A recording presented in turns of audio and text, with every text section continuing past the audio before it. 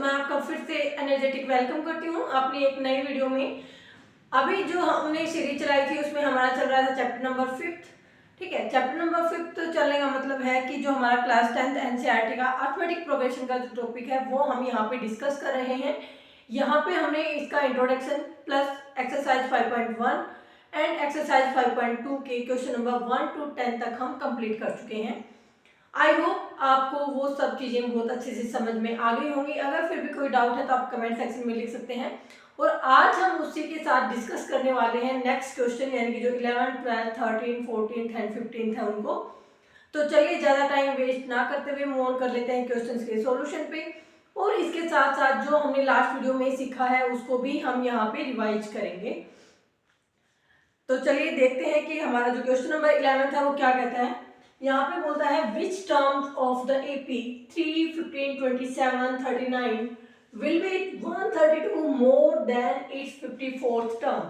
यहाँ पे हमसे क्वेश्चन पूछा गया है कि आपके पास एक AP गिवन है जो ये है 3, 15, 27, 39। अब आपको ये बताना है कि इस AP की कौन सी टर्म जो है इसकी 54th टर्म से 132 मोर है। ठीक है, आई होप आपको क्वेश्चन में क्या पूछा गया है वो अच्छे से समझ में आ गया होगा। अब हम इसके सॉल्यूशन की बात करते हैं। तो सबसे पहले हम बात करेंगे कि जो एपी होता है हमारा, जैसा कि मैंने आपको इंट्रोडक्शन वीडियो में भी बताया, एपी इस टाइप का सीक्वेंस या प्रोग्रेशन होता है जिसके अंदर टू कंसेक्यूटिव कांस्टेंट जो कंसेक्यूटिव टर्म्स हैं उनके बीच का जो कॉमन डिफरेंस है वो हमेशा कांस्टेंट रहता है, यानी कि सेम रहता है, वो चेंज कभी नहीं होता है। ठीक है, और उसकी जो स्टैंडर्ड फॉर्म होती है एपी की उसको हम लिखते हैं ए प्लस डी, ए प्लस 2d, ए प्लस 3d, ऐसे चलते चलते हमारा लास्ट में आ जाता है ए प्लस n-1 इंटू डी। अब मैं आपको बताती हूँ ये ए जो हमारा होता है ये हमारा A1 यानी कि फर्स्ट टर्म होती है, ये हमारी सेकंड टर्म होती है, ये हमारी थर्ड टर्म होती है, ये हमारी फोर्थ टर्म होती है, और ऐसे चलते चलते ये हमारी हो जाती है nth टर्म यानी कि लास्ट टर्म, जिसको हम an से डिनोट करते हैं।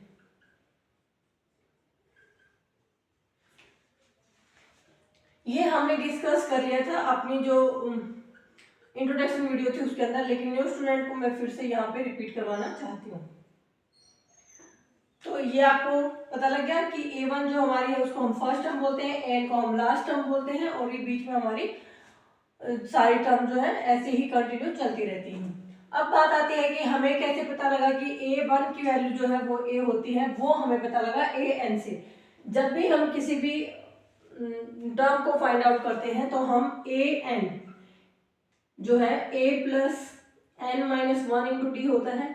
मान लो हमें A1 ही फाइंड आउट करना है तो हम n की वैल्यू की जगह रखेंगे 1, यानी कि हमें फर्स्ट टर्म फाइंड आउट करनी है। n का मतलब है नंबर ऑफ टर्म्स, कि कौन से नंबर की टर्म्स आप फाइंड आउट कर रहे हैं। a की जगह a रख दिया प्लस n-1, n की जगह हमने किया 1 लिया है ना, तो यहाँ भी 1 रखेंगे, 1-1 इंटू डी। ये हमारा गया a प्लस 0 इंटू में डी। अब 0 के साथ किसी की भी मल्टीप्लाई होती है तो 0 हो जाता है, यहाँ पे a यानी कि हमारा क्या बच गया a। तो इसलिए हमें पता लग गया A1 जो है वो a की इक्वल है, और यहीं से हमारी जो स्टैंडर्ड फॉर्म है वो ओरिजिन होती है, जो हमारे आ जाते हैं a plus D, a plus 2d, a plus 3d and last में हमारा आ जाता है a plus n-1 into D, यानी कि जो हमारी लास्ट टर्म है वो। आई होप बेसिक जो है वो आपको अच्छे से क्लियर हो गया होगा। अब हम करते हैं क्वेश्चन की शुरुआत। यहाँ पे हमारा जो क्वेश्चन है वहां पे हमारे पास जो जो चीजें गिवन है वो मैं लिख देती हूँ। ये हमारा क्वेश्चन नंबर 11 का सॉल्यूशन रहेगा। तो यहाँ पे हमारे पास एपी गिवन है, एपी में हमारे पास क्या गिवन है 3, 15, 27 एंड 39, और हमसे पूछा गया है कि कौन सी ऐसी टर्म है जो इसकी 54th टर्म से 132 मोर देन होगी। तो हम लिखेंगे यहाँ पे let n term of given AP will be 132 more than its 54th term. ये तो हमारी होगी क्वेश्चन की लाइन जो हमने अज्यूम किया है। अब इस जो हमने अज्यूम किया है उसको हम मैथ की लैंग्वेज में कैसे लिखेंगे, तो वो देखो भाई, यहाँ पे हमने क्या अज्यूम किया है, nth टर्म को माना है 132, यानी कि जो an है, जो हमारी nth टर्म है, वो किसके इक्वल है, a54 प्लस 132, क्योंकि वो कह रहा है कि ये जो चीज है ये a54 से 132 मोर है, ठीक है। तो अब यहाँ पे an की हमें पता ही है, an क्या होता है हमारा,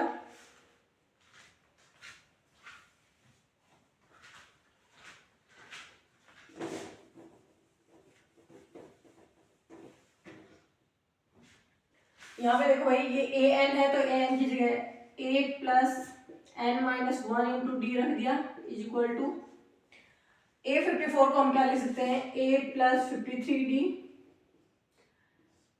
ये हमारा कहाँ से आया, इसी स्टैंडर्ड फॉर्म से, ठीक है। और प्लस में क्या है 132। अब देखो a की वैल्यू हमें पता होनी चाहिए, d की वैल्यू हमें पता होनी चाहिए। अगर हमारे पास ap है तो हम यहाँ से क्या फाइंड आउट करते हैं, a एंड d को फाइंड आउट कर सकते हैं। तो यहाँ पे ये देखो ये हमारी फर्स्ट टर्म है, तो इसका मतलब a जो है वो हमारा क्या है 3, d जो होता है वो होता है a2 माइनस a1, तो a2 हमारा है 15 माइनस 3 यानी कि 12, ठीक है। ये a2 है, ये a1 है, तो 15 माइनस 3 यानी कि 12। तो हमारे पास a की वैल्यू आ गई यहाँ पे 3, d की वैल्यू आ गई 12। Now put the value of a and d। a की जगह हमने पुट किया 3 प्लस n माइनस 1, तो हमें फाइंड, यानी कि n की वैल्यू तो हमें फाइंड आउट करनी है, इंटू में 12 is equal to 3 plus 53 into 12 plus 132। Now solve this, 3 plus n minus 1 into 12 is equal to 3 plus इसकी मल्टीप्लाई कर देंगे तो 15 3 जा 12 3 जा 36, 12 5 जा 60 यानी कि 63, और प्लस हो जाएगा 132। अब यहाँ देखो भाई ये हमारा 3 किसका है, प्लस का, तो ये उस साइड जाके किसका हो जाएगा, माइनस का, या फिर आप इस 3 से इस 3 को कैंसिल भी कर सकते हैं। तो हमने क्या कर दिया, कैंसिल कर दिया। अब देखो n माइनस 1 इंटू 12 जो है वो हमारे पास क्या आ गया, 636 प्लस 132, ऐड कर दो भाई, 6 और 2 8, 3 3 6, 6 1 7। अब यहाँ पे n माइनस 1 जो है वो क्या आ जाएगा, 768 अपॉन 12, क्योंकि ये 12 अगर लेफ्ट हैंड साइड में मल्टीप्लाई में है तो दूसरी साइड जाएगा, तो ये हमारा डिवाइड में हो जाएगा।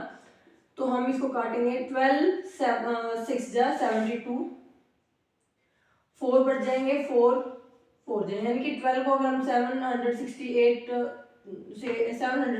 को 12 से डिवाइड करेंगे तो हमारे पास आ जाएगा 64। n इक्वल टू हो जाएगा, ये अगर लेफ्ट हैंड साइड में -1 है तो उस साइड जाके क्या हो जाएगा, 64 प्लस 1 यानी कि 65। हम यहाँ पे क्या कह सकते हैं, n इक्वल टू आ गया हमारे पास 65। Therefore the 65th term of the AP term of given AP is more than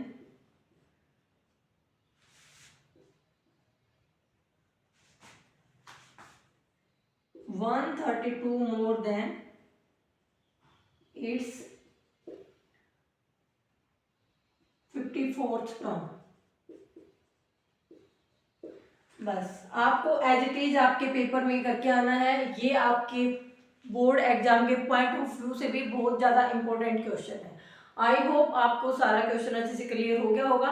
अच्छा, बोर्ड एग्जाम में आपको सबसे इंपॉर्टेंट जो बात ध्यान रखनी है वो ये है कि आपको किसी भी टाइप का क्वेश्चन आ जाए, आपको पजल नहीं होना है।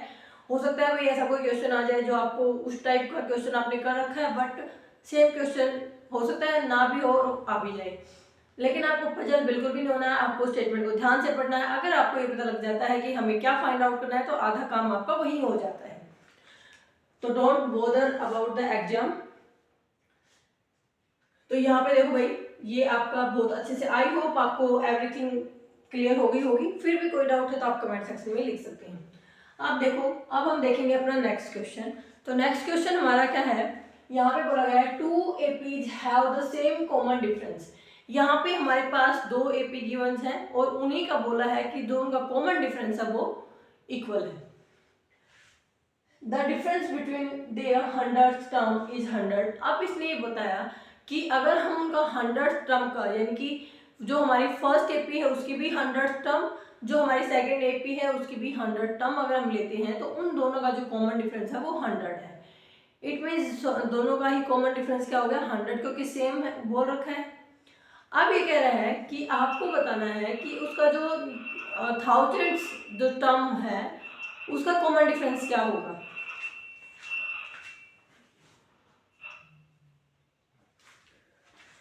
तो चलिए अभी देखते हैं इस क्वेश्चन को। वैसे तो मैंने बताया कि एपी वही होती है जब कॉन्जुगेटिव टर्म्स का जो कॉमन डिफरेंस है वो कांस्टेंट रहे, ठीक है। तो यहाँ पे अगर हम मोटा मोटा देखें तो जनरल वे से तो हमारा आंसर 100 ही आएगा। बट इसको हमें एग्जाम में कैसे करना है या फिर आपको आपके एकेडमिक्स के लिए इसको कैसे करना है वो भी हम यहाँ पे अभी बताते हैं आपको।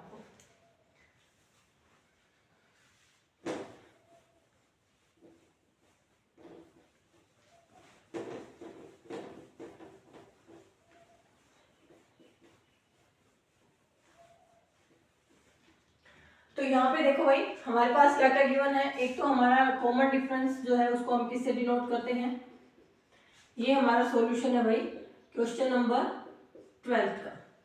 कॉमन डिफरेंस को हम डिनोट करते हैं डी से, डी से डिनोट करते हैं और ये दोनों का सेम है तो हम डी रखेंगे, ठीक है। अब यहाँ पे फर्स्ट एपी और सेकेंड एपी, जो फर्स्ट एपी की टर्म है उनको हम मानेंगे A1 A2 A3 ऐसे चले गए, और ये जो है उसको मानेंगे हम capital A1 capital A2 capital A3 और ऐसे चले गए। अब ये कह रहा है अगर हम इन दोनों एपीज की बात करें तो इनकी जो 100th टर्म है, यानी कि इसकी 100th टर्म कौन सी होगी, फर्स्ट एपी की 100th term. According to question क्या कह रहे हैं कि जो हमारी फर्स्ट एपी है उसकी 100th टर्म यानी कि A100 माइनस में हम सेकंड एपी की 100th टर्म क्या हो जाएगी, कैपिटल A100 इक्वल टू क्या है 100, ठीक है। अब यहाँ पे देखो इसको हम क्या लिख सकते हैं A प्लस 99D, इसको हम क्या लिख सकते हैं A प्लस 99D, क्योंकि D तो दोनों का सेम है, ठीक है। इसलिए हमने फर्स्ट टर्म को यहाँ पे, इसकी फर्स्ट टर्म जो है वो A1 यानी कि A है और इसकी फर्स्ट टर्म जो है वो कैपिटल A है, ठीक है।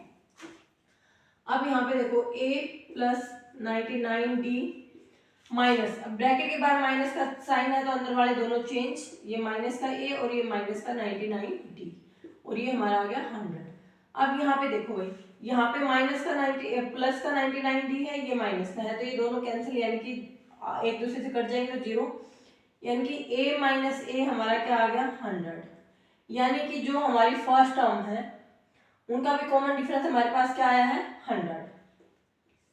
अब यहाँ पे हम क्या देखेंगे, हमें निकालना क्या है, हमें निकालना है 8000 माइनस में कैपिटल 8000, यानी कि जो हमारी फर्स्ट एपी है उसकी 1000 टर्म, जो हमारी सेकंड एपी है उसकी 1000 टर्म, इसका डिफरेंस जो है वो क्या होगा, ये हमसे पूछा गया है। Now we can write in standard form, तो 8000 को हम लिख सकते हैं A प्लस 999D, यहाँ पे लिखेंगे कैपिटल A प्लस 999D, ये हमें फाइंड आउट करना है। अब देखो ये हमारा same A plus 999D, bracket के बाद माइनस का साइन तो अंदर वाले दोनों चेंज, ये प्लस का है तो माइनस का, ये भी प्लस का है तो माइनस का 999D। अब देखो इससे ये वाला कैंसिल हो गया, अब A माइनस A यानी कि हमारा A माइनस A आ गया, यानी कि जो हमारी फर्स्ट टर्म है उनका फिर से डिफरेंस यहाँ पे आ गया, और ये हमारा क्या था 100। ये 100 तो हम क्या कह सकते हैं, common difference between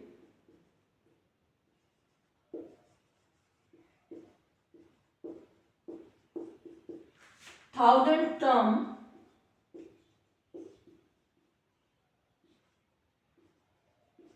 of both APs is 100। और ये हमारा हो गया क्वेश्चन सोल्व। आई होप आपको ये क्वेश्चन अच्छे से क्लियर हो गया होगा। फिर भी कोई डाउट है तो आप कमेंट सेक्शन में लिख सकते हैं।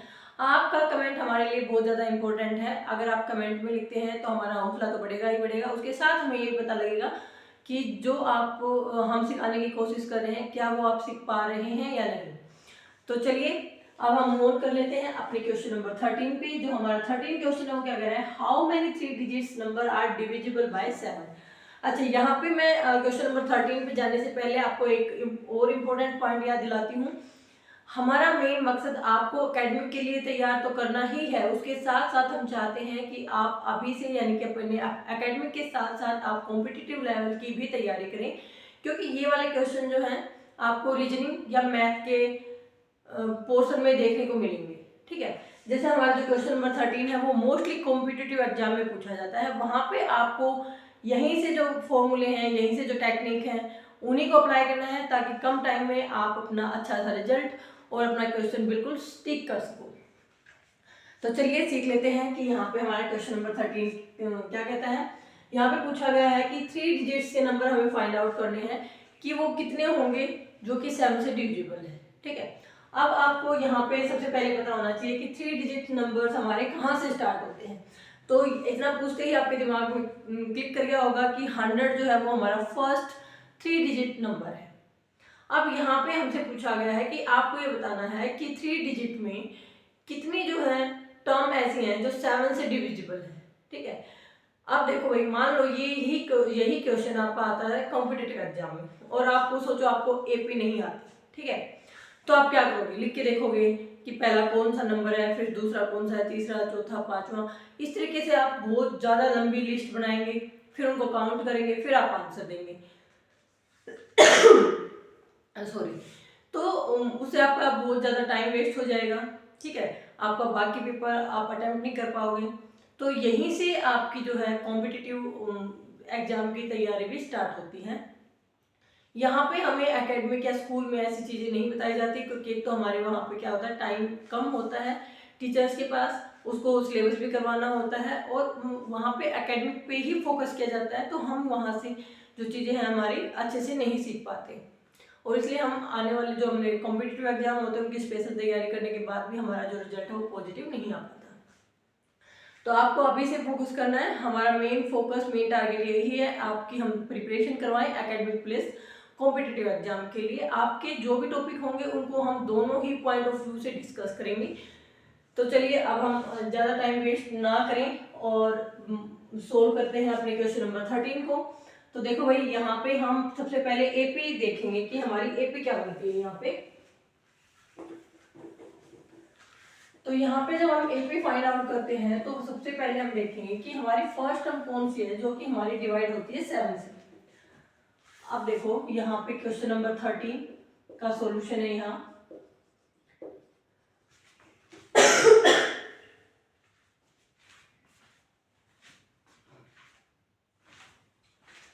तो यहाँ पे देखो भाई, आपकी 100 जो है फर्स्ट टर्म 3 डिजिट नंबर की, फिर उसके बाद आती है 101, 102, 103, 104, 105। अब आप देख रहे होंगे कि 7 से तो हमारा 105 डिवाइड होता है, हम सबको चेक किया हमने, तो हमारी फर्स्ट टर्म क्या आ गई यहाँ पे, वो हमारे आई 105। ऐसे ही नेक्स्ट हमारे क्या होगी, क्योंकि 7 से डिविजिबल है तो इसमें अगर हम 7 ऐड कर देंगे तो हमारी नेक्स्ट टर्म आ जाएगी, इसमें करेंगे तो नेक्स्ट आ जाएगी, इसमें 7 ऐड कर देंगे तो उससे नेक्स्ट आ जाएगी। इस प्रकार हमारा लास्ट नंबर जो है वो हमारा क्या होता है, 3 डिजिट नंबर कौन सा होता है, 999। ठीक है, अब क्या ये 7 से डिविजिबल है, नहीं है। अब हम इसे पिछले वाला देखेंगे, क्या ये हमारा 7 से डिविजिबल है, नहीं है। अब हम यहाँ पे देखेंगे क्या ये हमारा 7 से डिविजिबल है, नहीं है। तो ऐसे ही हमने यहाँ पे चेक करना है अपना, ठीक है। तो हमारा जो यहाँ पे हम जब चेक करते आएंगे,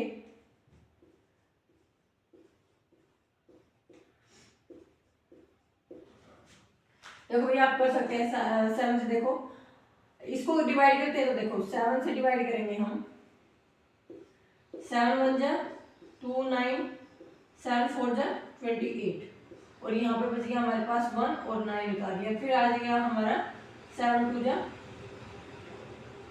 14 और यहाँ पे बच गया 5। इट मीन्स यहाँ पे हमारा क्या बच गया, यहाँ पे नीचे 5 बच गया। इसका मतलब ये पूरा डिवाइड हो रहा है। ऐसे ही हमने 8 को, मान लो यहाँ पे 8 होता, यहाँ पे 8 होता तो यहाँ 8 आ जाता और यहाँ पे हमारा क्या बच जाता 4। ऐसे ही अगर हम 7 को देखें तो यहाँ पे हमारा 7 आ जाता और यहाँ पे फिर क्या हो जाता हमारा, नीचे हम यहाँ पे 7 उतारते, ये 7 हो जाता तो हमारा क्या बच जाता है यहाँ पे 3। और ऐसे ही अगर हमारा यहाँ पे 6 है तो यहाँ हमारा 6 आ जाता और यहाँ पे क्या बच जाता 2। अगर यहाँ पे हमारा 5 होता, यहाँ पे हम 5 उतारते और यहाँ पे बचता हमारा 1। अगर यहाँ पे 4 है तो हम यहाँ उतारते 4 और 7 2 क्या होता है 14, ठीक है। तो हमारा 0 रिमाइंडर बचता है। इसका मतलब जो लास्ट टर्म है वो हमारी क्या है 994। आई होप आपको ये चीज क्लियर कर आ गई होगी। आपको एग्जाम में भी ऐसे ही अब हमें पता है कि लास्ट वाला डिजिट का ही गेम है, तो हम सिर्फ लास्ट को चेंज करके हम जल्दी से अपनी कैलकुलेशन को कर सकते हैं, ठीक है। तो लास्ट वाली टर्म जो है वो हमारे क्या आ गई 994, ठीक है। अब यहाँ से हमें क्या क्या चीजें मिल गई, A1 मिल गया सॉरी भाई सॉरी, थोड़ी सी तबीयत खराब है मेरी। जो हमारी फर्स्ट टर्म है वो हमारी A है और वो हमारी है 105। जो D होता है वो हमारा होता है A2 माइनस A1। A2 हमारा यहाँ पे 112 है, माइनस में 105 और ये हमारा है 7। और आपको यहाँ निकालने की भी नीड नहीं, आप 7 एज इट इज रख सकते हैं क्योंकि यहाँ पे पूछा गया है डिविजिबल बाय 7। इट मींस यहाँ पे हमारा जो कॉमन डिफरेंस होगा वो 7 ही होगा। तो यहाँ पे देखो भाई, अब ये पूछ रहा है कि हमें नंबर हमें क्या फाइंड आउट करना है, यहाँ पे n की वैल्यू फाइंड आउट करनी है और हमारे पास an क्या आ गया 994। अब देखो हमें क्या पता है an जो है वो हमारा किसके इक्वल होता है a plus n minus 1 into D, और ये है 994। यहाँ पे हम वैल्यूज को पुट कर देंगे। a की वैल्यू हमारे पास है 105 प्लस n की वैल्यू हमें फाइंड आउट करनी है, d की वैल्यू हमारी 7 है, ये हमारा आ गया 994। यहाँ पे देखो ये हमारा 105 प्लस का है, उधर जाके माइनस का है, यानी कि n माइनस 1 इंटू में 7 इक्वल टू हो गया 994 माइनस 105। n माइनस 1 इंटू 7 ये इक्वल टू आ गया, इसके माइनस करेंगे तो देखो भाई माइनस करेंगे 40 में से 5 गया तो 9, यहाँ पे 8 बच जाएगा और यहाँ पे 9 में से 1 गया तो 8, यानी कि 889 हमारे पास बच जाएगा। यानी कि n माइनस 1 जो है, अब ये 7 मल्टीप्लाई में है तो उधर जाके डिवाइड में, यानी कि 889 अपॉन में 7 काटेंगे, 7 1 जा 7, 1 7 4 7 2 जा 14 और 7 7 जा 49। n माइनस 1 इक्वल टू आ गया 127, n इक्वल टू आ गया 127 प्लस 1 यानी कि 128। यानी कि जो हमारी टोटल नंबर है वो हमारे कितने हैं 128 हैं, जो कि हमारे डिविजिबल होंगे किससे 7 से।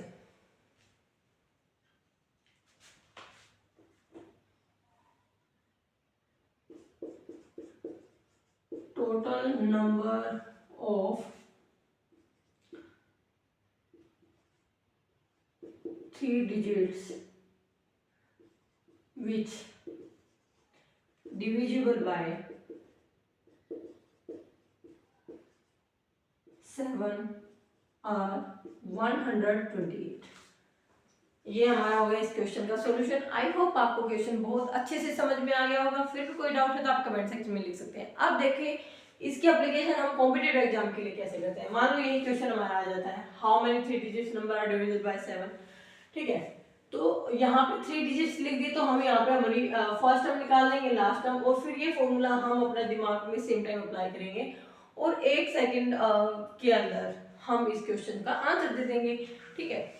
और यही जो है इन्हीं तरीकों से, इन्हीं मेथड से हमें शॉर्ट ट्रिक के नाम से थोड़ा कॉम्पिटिटिव एग्जाम के लिए डराया जाता है, लेकिन वो शॉर्ट ट्रिक नहीं, वो हमारी ऐसी ही लॉन्ग ट्रिक्स जो यानी कि कॉन्सेप्ट से निकल के जो है हमारी शॉर्ट ट्रिक बन जाती हैं। इसलिए अगर आपका बेस मजबूत है, यानी कि अभी से आप अच्छे से प्रिपरेशन करते हैं, तो आपको फ्यूचर में कोई प्रॉब्लम नहीं होगी। अब हम डिस्कस कर लेते हैं क्वेश्चन नंबर 14।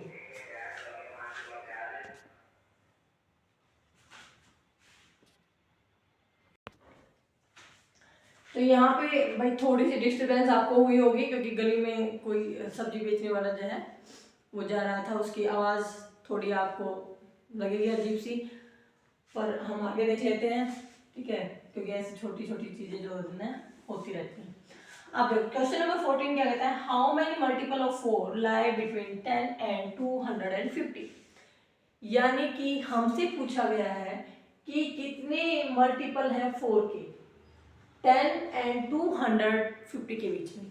तो ये क्वेश्चन आपका मोस्ट इंपोर्टेंट रहेगा एग्जाम के लिए भी और कॉम्पिटिटिव एग्जाम के लिए भी, ठीक है। तो यहाँ पे सबसे पहले हम, जैसा कि हमने क्वेश्चन नंबर 13 में किया था एपी फाइंड आउट करना, तो हम यहाँ पे सबसे पहले फाइंड आउट करेंगे एपी। तो यहाँ पे एपी में हमारा क्या हो जाएगा, यहाँ पे कह रहा है 10 से स्टार्ट करना है और हमें 250 तक जाना है, और यहाँ पे हमने क्या करना है कि 4 के डिविजिबल मल्टीपल देखने हैं। अब देखो भाई इनके बीच में बात कर रहे हैं, तो हम देखेंगे क्या 10 4 का मल्टीपल है, नहीं है। क्या 11 4 का मल्टीपल है, नहीं है। क्या 12 4 का मल्टीपल है, या यही हाँ या यस ये है। तो यहाँ पे 12 जो है हमारी क्या हो जाएगी फर्स्ट टर्म। अब ऐसे ही हम ये देखेंगे 250 जो है क्या ये 4 का मल्टीपल है, तो देखो भाई 4 5 जा 20, 4 6 जा 24, ठीक है, यानी कि ये हमारा डिवाइड नहीं हो रहा। तो यहाँ पे अगर हम 49 लेंगे तो वो भी नहीं होगा, 248 लेंगे ये हमारा हो जाएगा। तो इसका मतलब जो हमारी ये हमारी हो जाएगी सेकेंड टर्म, और यहाँ पे थर्ड टर्म भी हम लिख लेते हैं। अब ये 4 के मल्टीपल है, तो हम 12 16 4 यानी कि 20, और यहाँ पे लास्ट में हमारा हो जाएगा 240, ठीक है। अब हमारी एपी हमारे पास आ गई, तो इसका मतलब हमारे पास A1 यानी कि फर्स्ट टर्म हमारी आ गई, डी हमारा यानी कि कॉमन डिफरेंस हमारा आ गया 4, AN हमारा आ गया हमारे पास 248, और अब हम वैल्यू फाइंड आउट करनी है n की। और हमें क्या पता है, we know that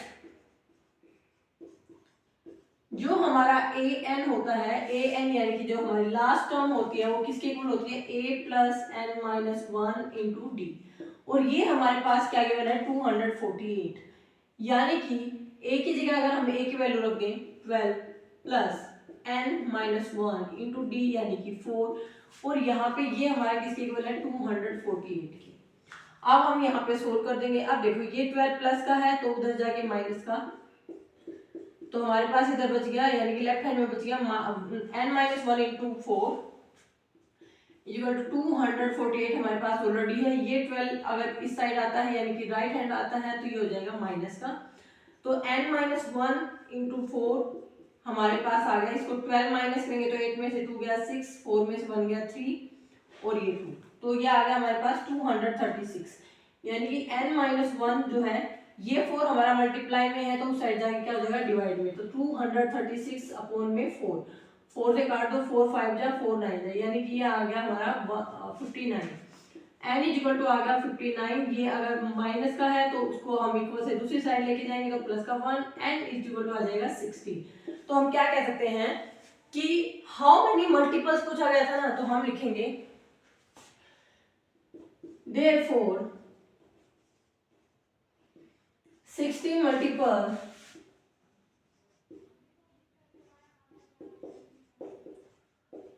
multiples of 4 lie between 10 and 250।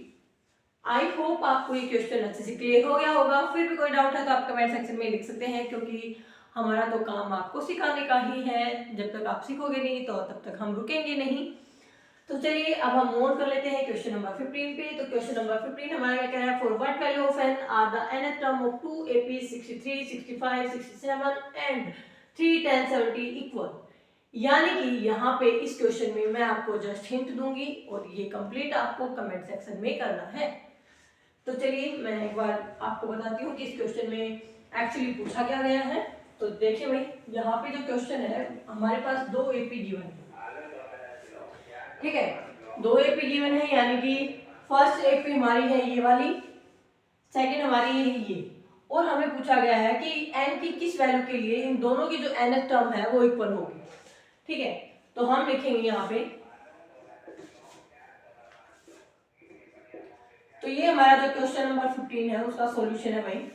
यहाँ पे पूछा गया है for what value of n, तो हम लिखेंगे let nth term of both APs या बोथ गिवन APs लिख देते हैं भाई, आर सेम या विल बी सेम कह सकते हैं हम, क्योंकि हम एज्यूम कर रहे हैं भाई, ठीक है।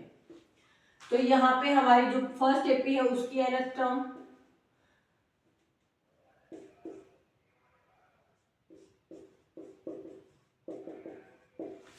इक्वल टू है हमारी सेकंड AP की nth टर्म,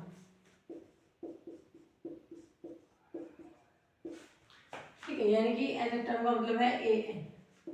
अब यहाँ पे फर्स्ट AP हमारे पास ये है, तो ये हमारी होगी a plus n minus 1 into D, an का होता है, और यहाँ पे an तो हमारा सेम ही होता है, a plus n minus 1 into D.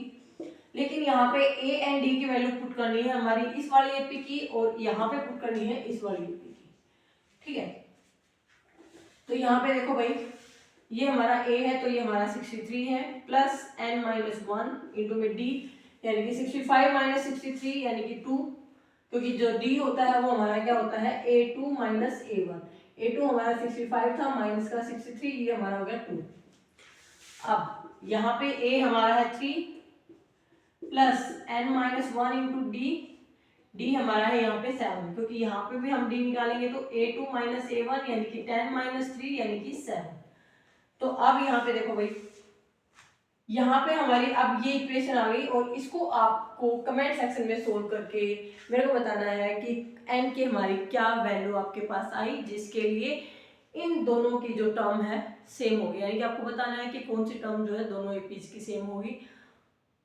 ये आपका होमवर्क रहेगा, और इसी के साथ हम अपनी वीडियो का भी एंड करते हैं। और क्वेश्चन नंबर 13 एंड 14 इन दोनों को आप मोस्ट इंपॉर्टेंट जो है मार्क्स कीजिएगा, क्योंकि ये आपको आपके competitive exam plus academic exam यानी कि जो आपके फाइनल बोर्ड के एग्जाम होते हैं उनमें 100% देखने को मिलते हैं।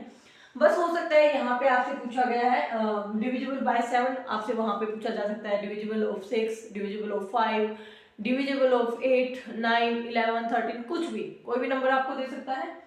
यहाँ पे भी आप ऐसे ही चेंज हो सकता है, multiples of 5, multiples of 6, multiples of 7, कुछ भी पूछ सकता है। यहाँ पे आपका ये वाली डिजिट भी चेंज हो सकती है, बट आपकी मेथड आपकी यही रहेगी। तो इसी के साथ करते हैं वीडियो का एंड। तो थैंक यू सो मच।